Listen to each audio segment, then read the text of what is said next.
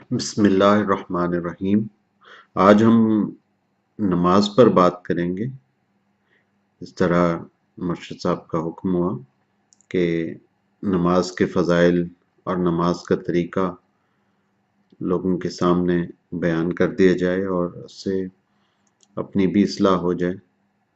तो इस सिलसिले में पहले तो मैं उर्दू ज़बान में नमाज का तरीक़ा आपकी खिदमत में अर्ज़ कर दूँगा और उसके बाद इंशाअल्लाह ताला अंग्रेज़ी ज़बान में भी ये तरीक़ा अर्ज़ कर दिया जाएगा। तो उर्दू ज़बान में अगर आपने नमाज सीखनी है तो अगर आपके पास कोई स्मार्टफोन है तो एंड्रॉयड पे एक ऐप है नमाज का आसान तरीका, वो डाउनलोड कर लीजिए। उस पे आपको बहुत स्टेप बाय स्टेप इंफॉर्मेशन मिल जाएगी। इसी तरह अंग्रेजी में ऐप है हाउ टू प्रे, तो उस ऐप को डाउनलोड कीजिए, देखिए कि क्या वो कहते हैं और किस तरह से नमाज अदा की जा सकती है। तो मैं आपके सामने बयान कर देता हूँ। पहले आपको स्पेलिंग बता दूं ऐप के। जो उर्दू में ऐप है नमाज NAMAZ और आगे का KA, आसान के स्पेलिंग है ASSAAN और उसके बाद तरीका TARIQA। तो नमाज अल्लाह ताला से गुफ्तगू करने का नाम है। तो नमाज पढ़ रहे होते हैं तो हम अल्लाह ताला से गुफ्तगू कर रहे होते हैं। हमें अल्लाह ताला ने भेजा है इस दुनिया में, एक टेस्ट बना के भेजा है। ये एक टेस्ट है ये दुनिया। तो ये पूरी जिंदगी एक टेस्ट है। जिस तरह से सूरतुल मुल्क में आता है कि हमने जिंदगी और मौत को इसलिए पैदा किया ताकि हम टेस्ट करें लिनबलुवकुम अय्युकुम अहसनु अमला, के तुम में से एहसन अमल करने वाला कौन है। तो अल्लाह ताला ने सब अपनी ज़ात को छुपा के रखा हुआ क्योंकि टेस्ट है। टेस्ट में कभी उस तरह से जो है वो मुकम्मल चीज़ दिखाई तो नहीं जाती ना। टेस्ट तो फिर टेस्ट होता है, लेकिन अल्लाह ताला ने एक चीज़ हमें मुकम्मल दी हुई है कि वो तुम्हारे सामने है, कुरान है, हदीस है, उसको पढ़ो, उस पे अमल करो। तो ये ओपन बुक टेस्ट है। लेकिन अल्लाह ताला ने बाज़ चीज़ें छुपाई हुई हैं, अपनी ज़ात को छुपाया हुआ है, नज़र नहीं आता। तो उसमें नमाज के ऊपर जिस तरह तो आप वज़ू करते हैं और वज़ू के बारे में मैं तो उसमें वज़ू का तरीका बताया था। वज़ू करने के बाद वज़ू तो एक शर्त है ना नमाज की। फिर उसके बाद आप मुसल्ले पे खड़े होते हैं और अपने आप को बना संवार के जिस कदर हो सके कि अच्छे कपड़े पहने हों, साफ सुथरे कपड़े पहने हों। बेहतर है कि टोपी पहनी हो, टोपी नहीं होगी तब भी नमाज हो जाएगी, लेकिन बेहतर है कि टोपी पहनी हो कि और बाअदब खड़े हों अल्लाह ताला की बारगाह में। और सबसे पहले नियत होती है।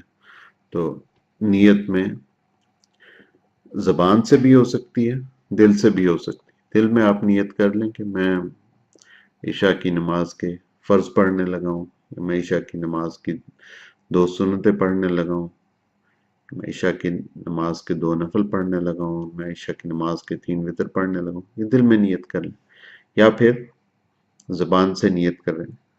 अगर तो जमात के साथ पढ़ रहे हैं तो जिस तरह कुरान में आता है वाक़िमुस्सलात व आतु ज़कात वरकाऊ मार राकीन, के नमाज कायम करो और ज़कात अदा करो, वरकाऊ मार राकीन, और रुकू करने वालों के साथ रुकू करो। तो इसमें एक ताकीद है کہ نماز بہتر ہے کہ جماعت کے ساتھ پڑھی جائے. اب جماعت کے ساتھ آپ پڑھ رہے ہیں تو اس میں یہی ہے کہ جی میں اس امام کے پیچھے نماز کی نیت کرتا ہوں، میں عشاء کی نماز کی فرضوں کی نیت کرتا ہوں اس امام کے پیچھے، اور منہ خانہ کعبہ شریف کی طرف، اور خالص اللہ تعالیٰ کے لیے میں نماز ادا کر رہا ہوں. تو یہ نیت کر کے پھر آپ تکبیر تحریمہ پڑھتے ہیں اور کانوں تک اس طرح کر کے ہاتھ اٹھاتے ہیں. اس کے بعد آپ ہاتھوں کو باندھ لیتے ہیں. تو ہاتھوں کو باندھنے کا احناف کے نزدیک جو طریقہ ہے کہ وہ ناف پہ باندھے جاتے ہیں یا ناف سے تھوڑا سا نیچے، اور اگر آپ حنابلہ کو فالو کریں تو آپ ناف سے تھوڑا سا اوپر بھی باندھ سکتے ہیں، حنابلہ کو، شافعیہ کو. تو اس میں کوئی خاص فرق نہیں ہے، بس یہ ہے کہ نماز میں ہاتھ باندھے جائیں. پھر اس کے بعد سبحانک اللہم و بحمدک و تبارک اسمک و تعالی جدک و لا الہ غیرک. اب جب آپ کے قدم ہیں وہ بالکل بہتر ہے کہ بالکل کعبے کی طرف اس کی جو انگلیاں ہیں پاؤں کی وہ کعبے کی طرف رخ کر رہی ہوں، یہ زیادہ بہتر ہے. اور دونوں جو آپ کے قدم ہیں ان کے درمیان 4 انگلی کا فاصلہ ہو تقریباً. لیکن اس میں بھی ظاہر ویریشن ہے، تو ہم تو کسی اختلاف میں نہیں جائیں گے. تو اللہ تعالیٰ نیت کو دیکھتا ہے، اللہ تعالیٰ اخلاص کو دیکھتا ہے. تو اس کے بعد آپ نے جب آپ دیکھ رہے ہیں کہ آپ نماز میں کہاں دیکھ رہے ہیں، تو نماز میں آپ سجدے کی جگہ پہ دیکھ رہے ہیں، اور ایک خاص پوائنٹ کو فوکس کر لیجئے تاکہ آپ کی توجہ ادھر ادھر نہ جائے، اور اس پوائنٹ کو دیکھیں اور جو آپ الفاظ پڑھ رہے ہیں اس پہ فوکس کریں کہ سبحانک اللہم و بحمدک تبارک اسمک تعالی جدک ولا الہ غیرک، کہ یا اللہ تو پاک ہے، سب تعریف تیرے لیے ہے، اور تیرا نام برکت والا ہے، اور تیری ذات عالی مرتبہ ہے، اور تیرے علاوہ کوئی شریک نہیں. پھر اس کے بعد آپ نے اعوذ باللہ من الشیطان الرجیم پڑھنا ہے، شیطان مردود کی پناہ مانگنی ہے اور اس کو پیچھے چھوڑ دینا. پھر بسم اللہ الرحمن الرحیم پڑھنا ہے، اور بہتر ہے کہ ہر رکعت کے شروع میں بسم اللہ الرحمن الرحیم پڑھ لیا جائے. اگرچہ امام ابو حنیفہ رحمۃ اللہ علیہ کے نزدیک اگر آپ نے نماز کے شروع میں بسم اللہ پڑھ لی ہے تو وہ کافی ہے، لیکن اگر آپ ہر رکعت کے شروع میں بھی پڑھ لیں تو بھی ٹھیک ہے. آپ نے الحمد شریف کے بعد سورت شروع کرنی ہے، اس کے شروع میں بھی بسم اللہ پڑھ لیں، حرج کوئی نہیں ہے. لیکن امام ابو حنیفہ رحمۃ اللہ علیہ کے نزدیک پہلی جو بسم اللہ ہے وہ پوری نماز کے لیے کافی ہوگی. پھر اس کے بعد آپ نے وہ الحمدللہ رب العالمین الرحمن الرحیم مالک یوم الدین ایاک نعبد و ایاک نستعین اہدنا الصراط المستقیم صراط الذین انعمت علیہم غیر المغضوب علیہم ولا الضالین. آپ پہلے اللہ تعالیٰ سے دعا مانگ رہے ہیں تو دعا مانگنے کے کچھ آداب ہوتے ہیں.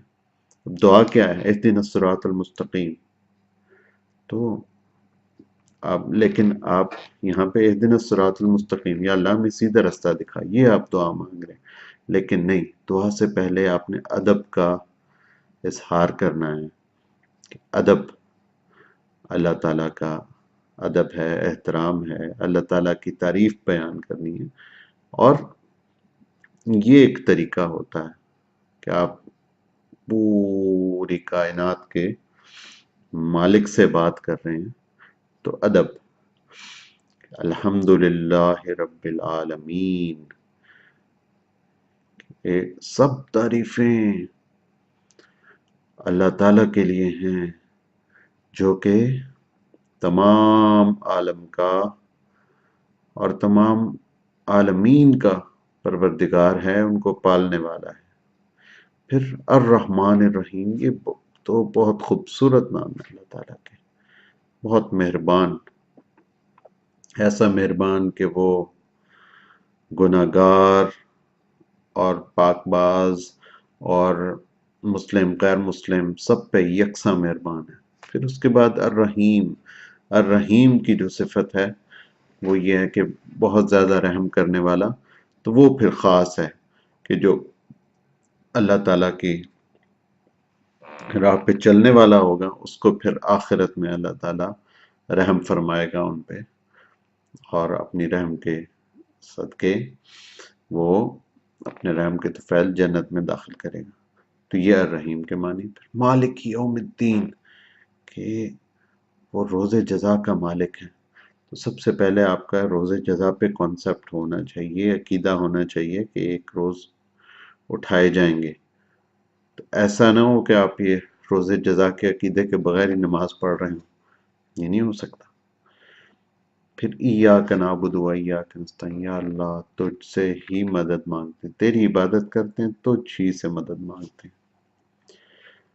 پھر اب یہ ساری تمہید تھی، اس تمہید کے بعد آپ کہتے ہیں یا اللہ مجھے سیدھا راستہ دکھا دے، اہدنا الصراط المستقیم، صراط الذین انعمت علیہم، ان لوگوں کا راستہ جن پر تو نے انعام کیا ہے، غیر المغضوب علیہم، اور ایسے لوگوں کے پیچھے نہیں چلانا جن پہ تیرا غضب نازل ہوا ہے، ولا الضالین، اور جو راستے سے بھٹک گئے ان کے پیچھے بھی نہیں ہمیں چلانا۔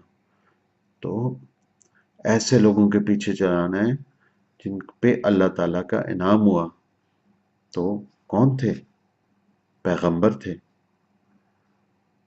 پیغمبروں کے بعد نبیین، اور اس کے بعد یعنی نبیین پیغمبر ہو گئے، پھر رسول پاک صلی اللہ علیہ وآلہ وسلم کی ذات، پھر اس کے بعد صدیقین، صحابہ، ان کے نقش قدم پہ چلا، پھر اس کے بعد آپ نے کہنا ہے کہ جی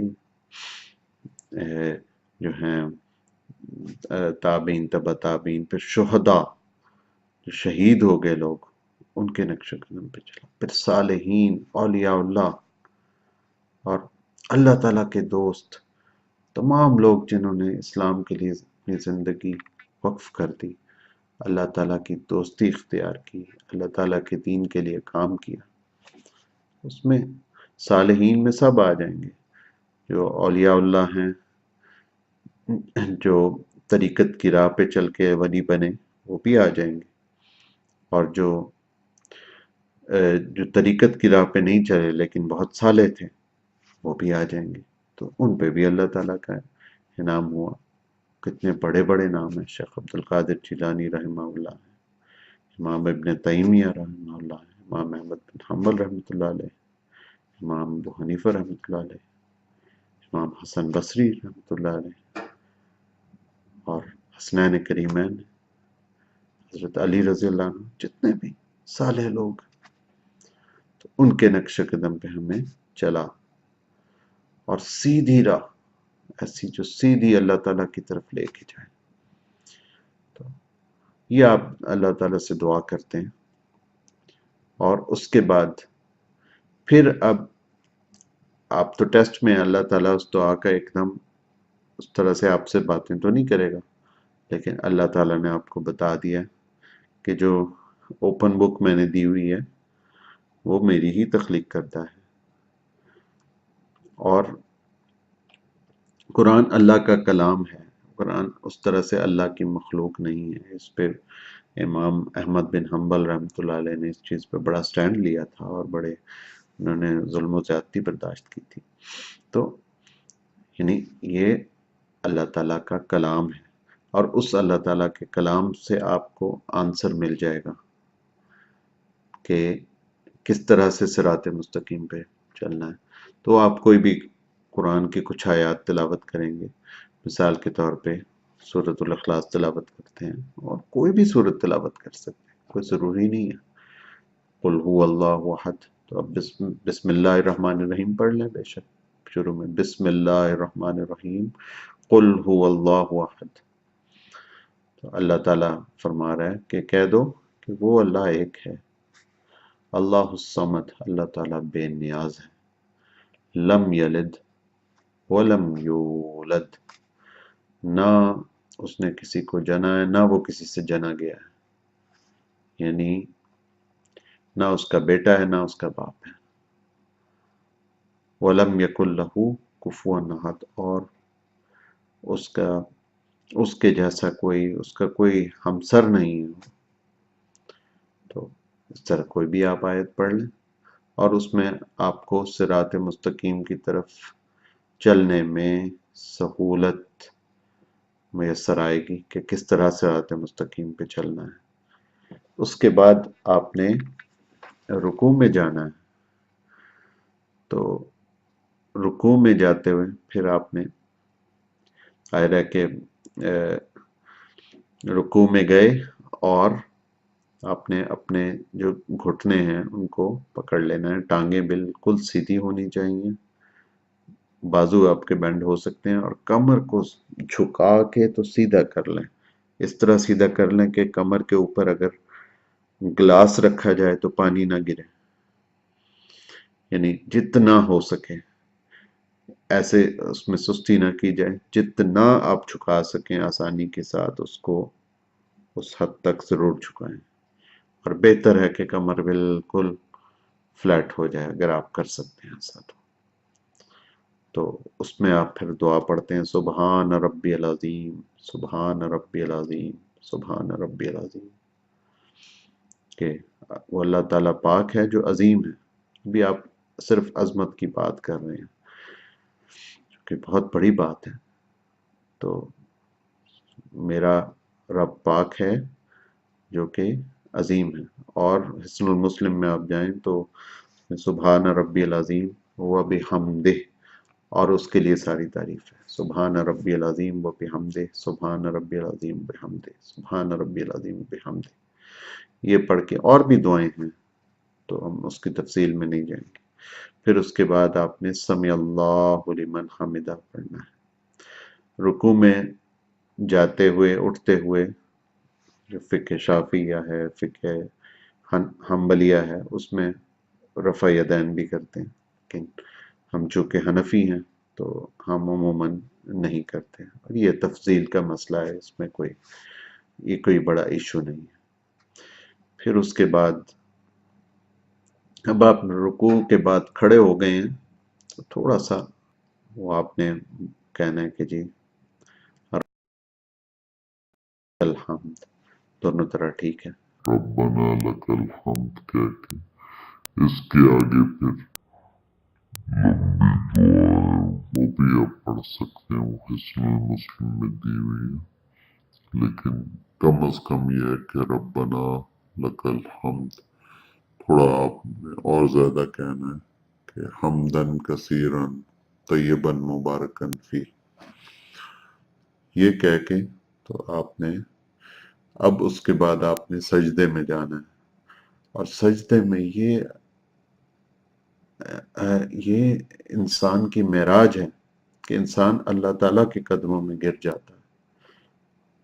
جب آپ اللہ تعالیٰ کے قدموں میں گر گئے تو اب آپ نے اللہ تعالیٰ کو صرف عظیم نہیں کہہ رہے، اس سے بھی اونچا ایک ورڈ ہے سبحان ربی الاعلیٰ، کہ وہ سب سے اونچا رب ہے، سب سے اونچا رب ہے، اور وہ پاک ہے، یعنی میرا رب جو سب سے اونچا ہے، سب سے اعلیٰ ہے، وہ پاک ہے، اور سبحان ربی الاعلیٰ و بحمدہ، اور اس کے لیے ساری تعریفیں ہیں، اور بھی دعائیں ہیں اس کی تفصیل میں نہیں جائیں گے، کم از کم 3 دفعہ سبحان ربی الاعلیٰ یا سبحان ربی الاعلیٰ و بحمدہ پڑھا جائے، 3 دفعہ 5 دفعہ 7 دفعہ پڑھ سکتے ہیں۔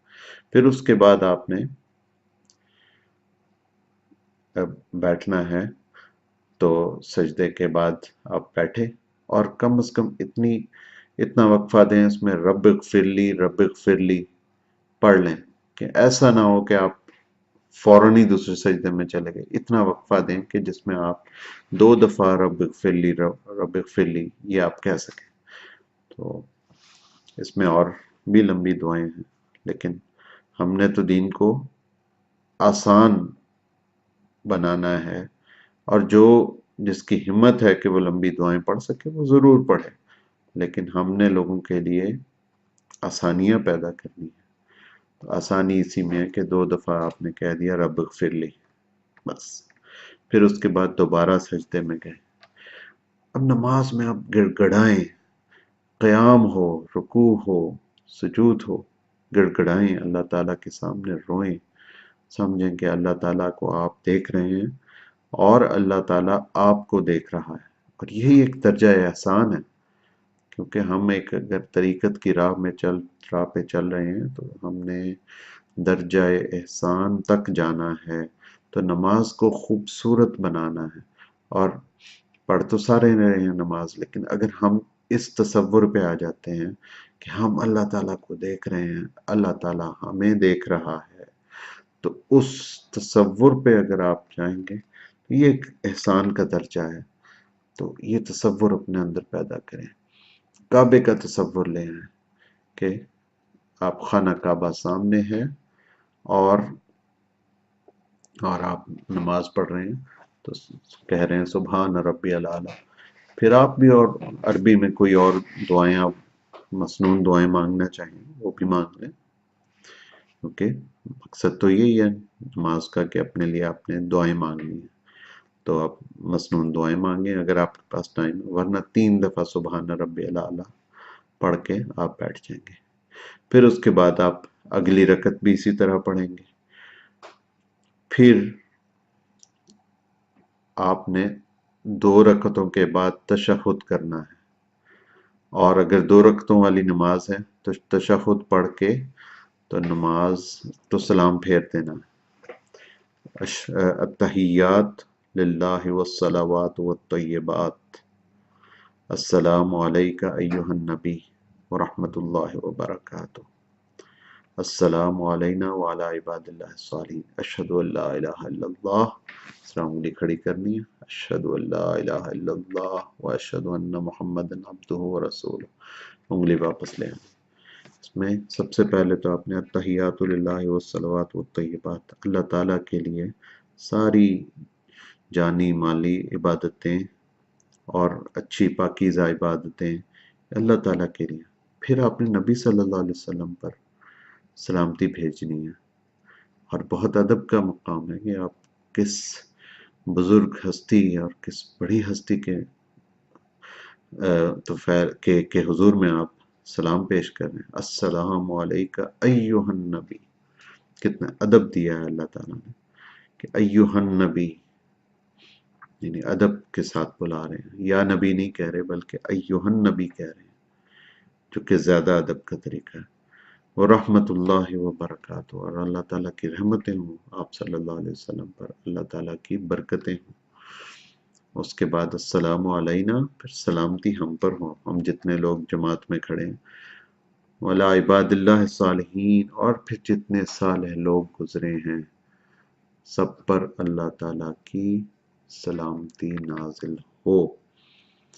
اور اس کے بعد اشہد ان لا الہ الا اللہ واشہد ان محمد عبدہ ورسولہ، کہ میں گواہی دیتا ہوں. یہ آپ ہر نماز میں آپ اپنے ایمان کی تجدید کرتے ہیں. تو یہ ایک نماز سے دوسری نماز کے درمیان ہم لوگ خدا نخواستہ کبھی کوئی کفریہ کلمہ ادا ہو جائے منہ سے، کوئی ایسی بات نکل جائے جس سے ہم ناشکری کر دیے اللہ تعالیٰ کی، تو اس سے بھی انسان وہ ایک کفر کے معنوں میں آ جاتی ہے.